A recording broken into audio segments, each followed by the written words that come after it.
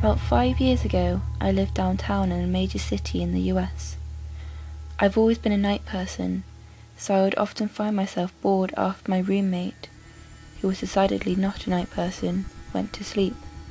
To pass the time, I used to go for long walks and spend the time thinking. I spent 4 years like that, walking alone at night, and never once had a reason to feel afraid. I always used to joke with my roommate that even the drug dealers in the city were polite. But all of that changed in just a few minutes of one evening.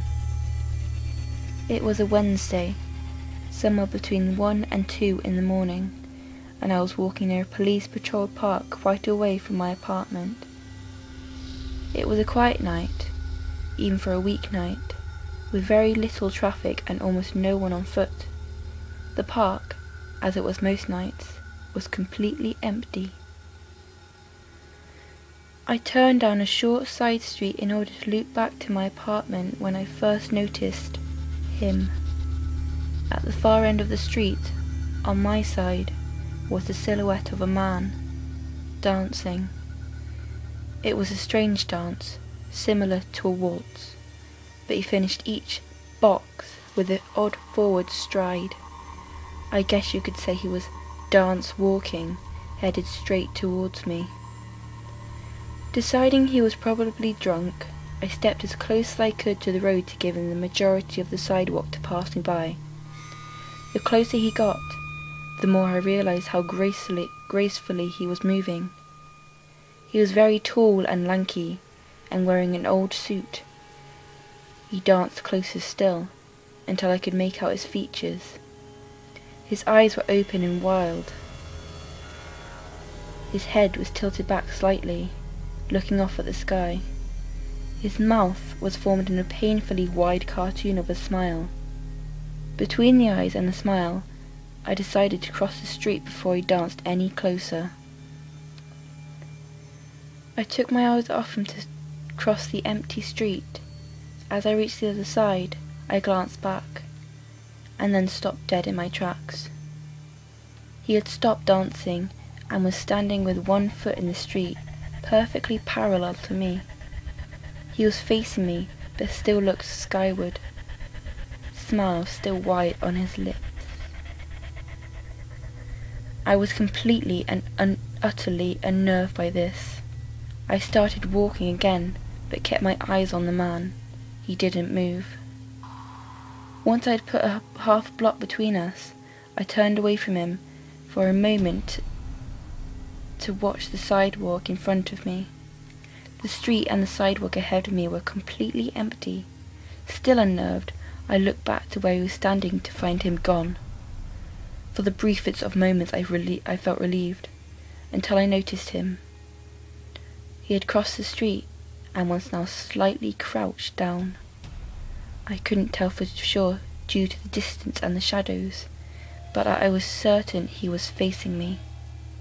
I looked away from him for no more than 10 seconds, so it was clear that he had moved fast.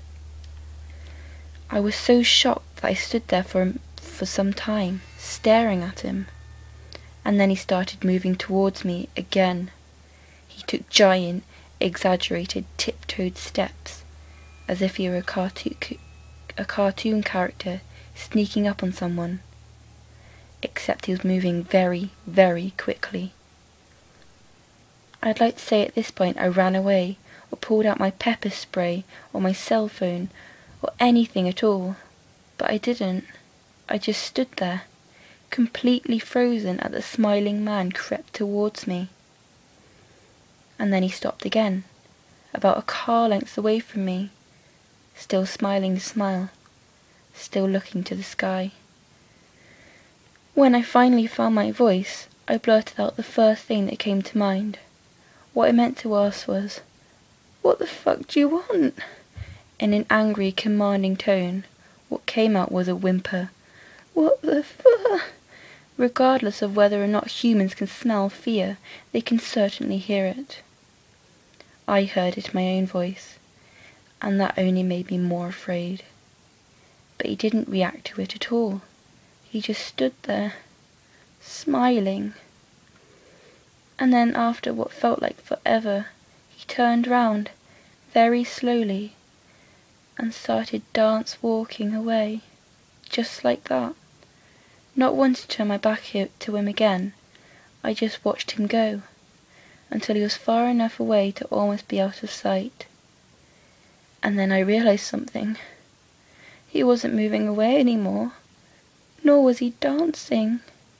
I watched in horror as the distant shape of him grew larger and larger. He was coming back my way, and this time he was running. I ran too. I ran until I was off the sidewalk and back onto a better lit road with sparse traffic.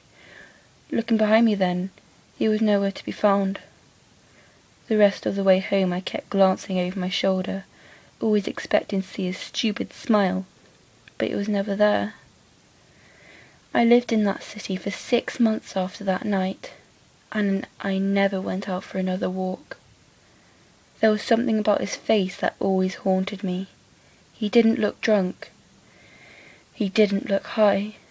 He looked completely and utterly insane. And that's a very, very scary thing to see.